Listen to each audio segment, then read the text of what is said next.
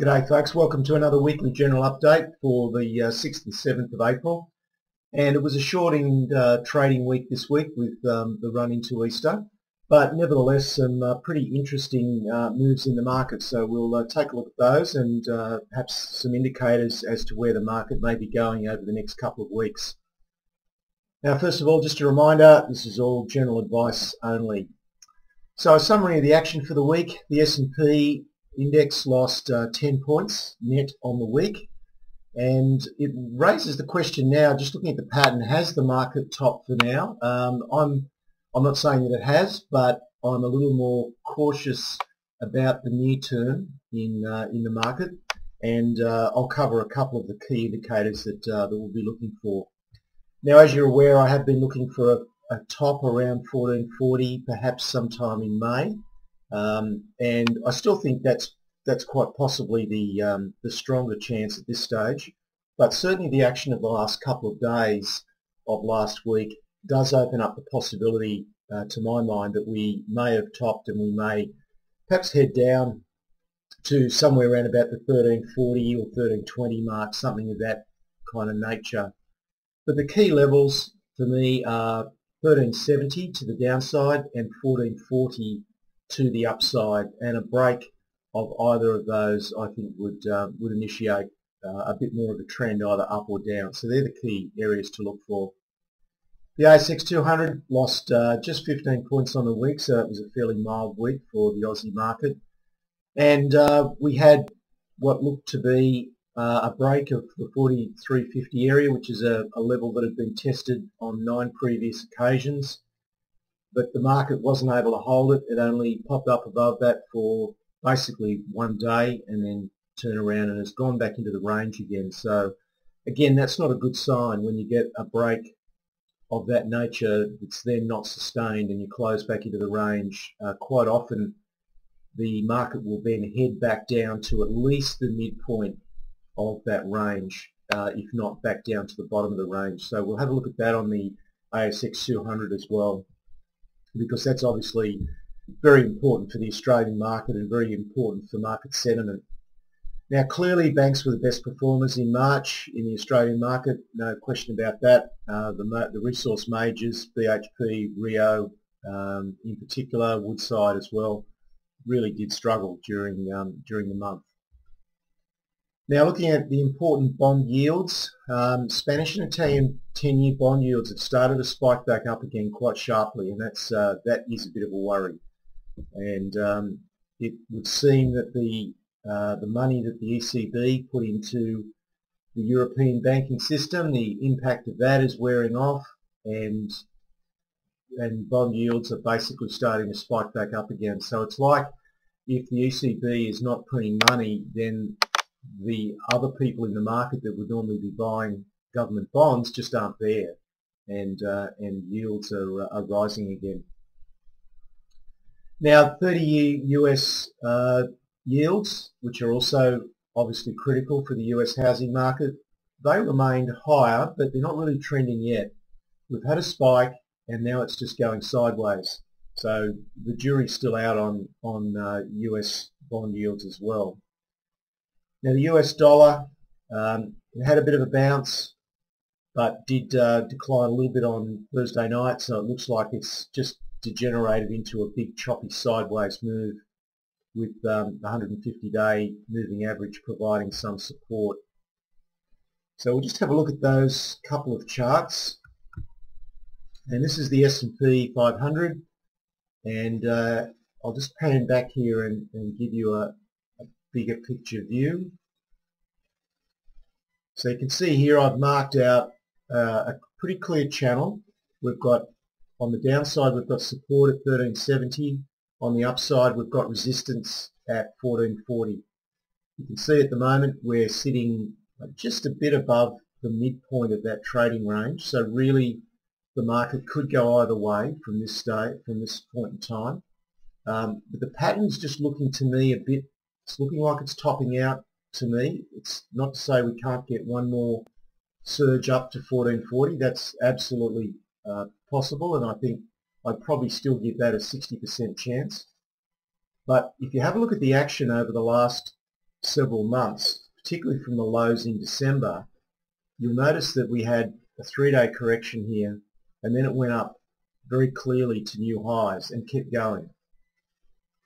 Same again here in early March of this year. We had a 3-day sell-off, and then it went straight back up very emphatically. Now this time we've had a 3-day sell-off from the 19th of March to the 23rd. We've tried to go back up, so by the 26th of March it was all looking still very positive, but then we've started now forming slightly higher highs, but you can see that the market is really struggling.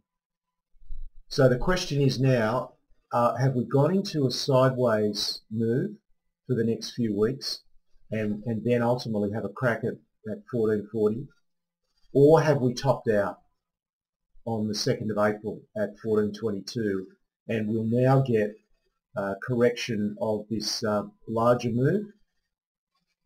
And I would think that correction could take us perhaps down to the 1337 level would be an area that I'd be looking for, or possibly 1311. So they'd be the two initial areas that I'd be looking for if 1370 does break.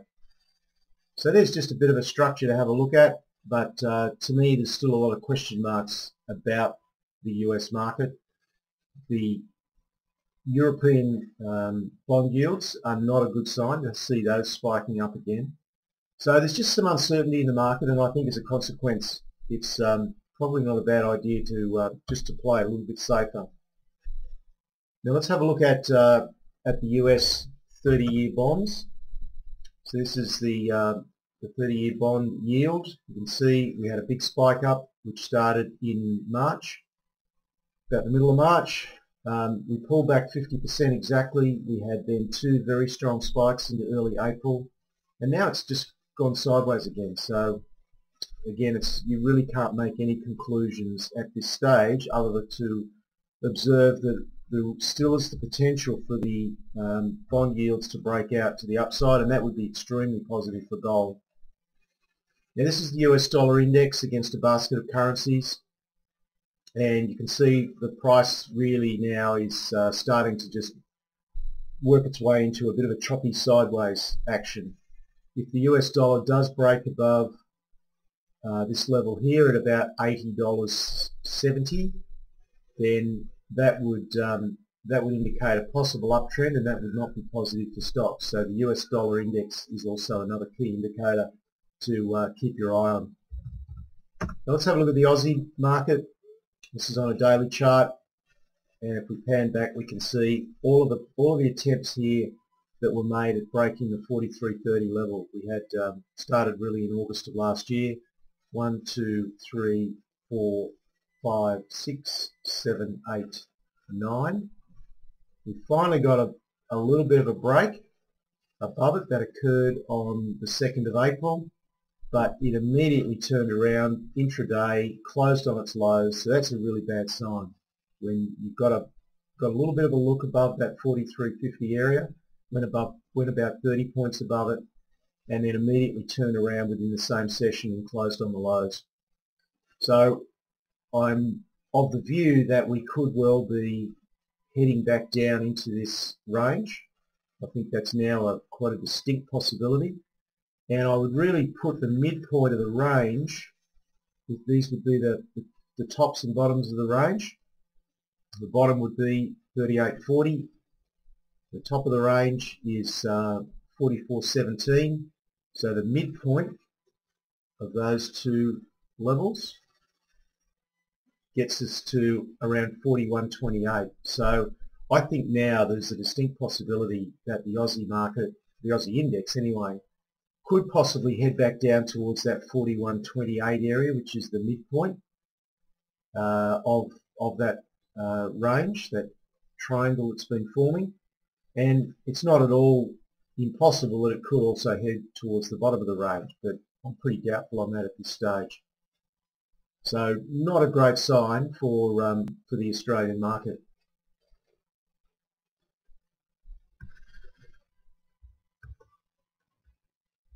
Now the next chart I want to look at, or the next slide I want to look at, is with respect to gold.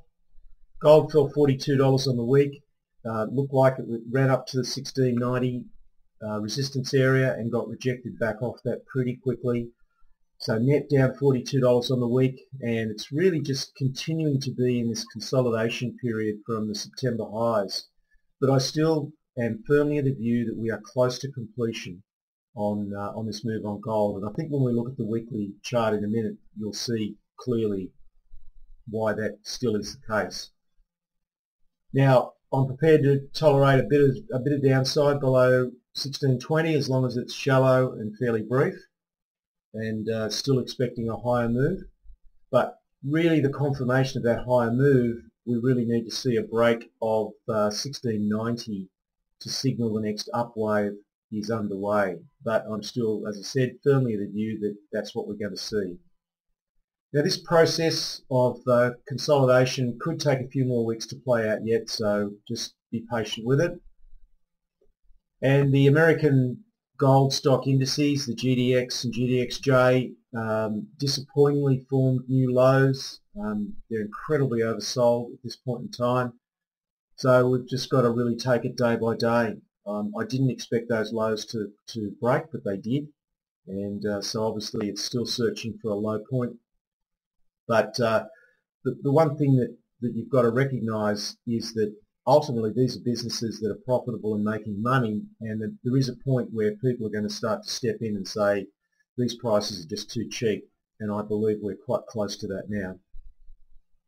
Now oil during the week held a sideways pattern, so really didn't come off as much as gold and silver did. And copper's still just holding the bottom. It's been in this fairly tight range between $3.80 and $4 a pound. It's just holding on to the bottom of that range, and we really wouldn't want to see a break of that level. A breakdown of $3.80 for copper would not be a good sign for resource stocks, and I'd be looking to do a major reduction in exposure to resource stocks if that were to occur. Here's the one-year chart on copper. As you can see, we've been in this range between 380 and about 395, and we're just hanging on to the lower end of that at the moment. So that's another key chart to watch. Now, let's have a look at gold.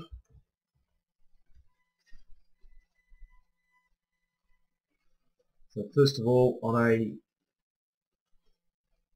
have a look at it on the weekly chart. So this gives you a better view. So you can see that we've really been in this incredibly strong uptrend which started in October of 2008. It's been a very strong and clear trend line running through that whole period. And at the moment that's still in play. You can see that we peaked out in September of last year, and we've been forming this big consolidation triangle, which is also marked there. And so for me, there is no reason to suspect that this trend is breaking down. This is just a consolidation. We got way above the trend line. So to get a pullback and a lengthy consolidation, we ran up from October 08 to September 11. So that's basically 34 months to the upside. So to get an extended consolidation back to the trend line is just absolutely perfectly normal.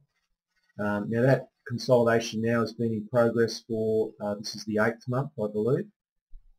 So really when you look at it from a big picture point of view, there's actually no issue with what gold has done. But really I'm wanting to see a close above 1690 or 1696 to indicate that we're heading back up to at least the top end of this triangle. I suspect that what may happen is we'll get another move up towards the top end of the triangle. We then may get just one final little pullback, and then I would expect to see a breakout to the upside from there. Let me just try that again. So I really still expect sometime in the next few weeks that we will see a breakout of that triangle to the upside, and gold will head back up towards 1900 and beyond. That's still my firm view on that. Now, just a few thoughts on things from a strategy point of view. The S&P, there's a question mark. Have we topped out, or is this just a sideways chop before we have another crack at 1440? I don't really have a strong opinion on that now. After the last week of trading action, it certainly makes me a little more cautious, so I would be a bit careful about your overall exposure. I would certainly keep an eye on the $3.80 a pound copper level. I would keep a close eye on the bond yields, and just be prepared to change your position fairly quickly. If you've got some good profits, particularly in some smaller stocks, I would look at taking some partial profits, because if and when the market turns, the small cap stocks can be dealt with very, very severely, pretty much on open. So quite often you don't actually get a chance to get out of the way. So just take some care from here, and we'll talk again next weekend. Cheers. If you want to trade and invest with us with a big edge on the market, go to our website, specialistshareeducation.com.au. You can access our free video series on creating trading cash flow and smart investing. Plus, you may also register for our weekly Ask the Expert webinar.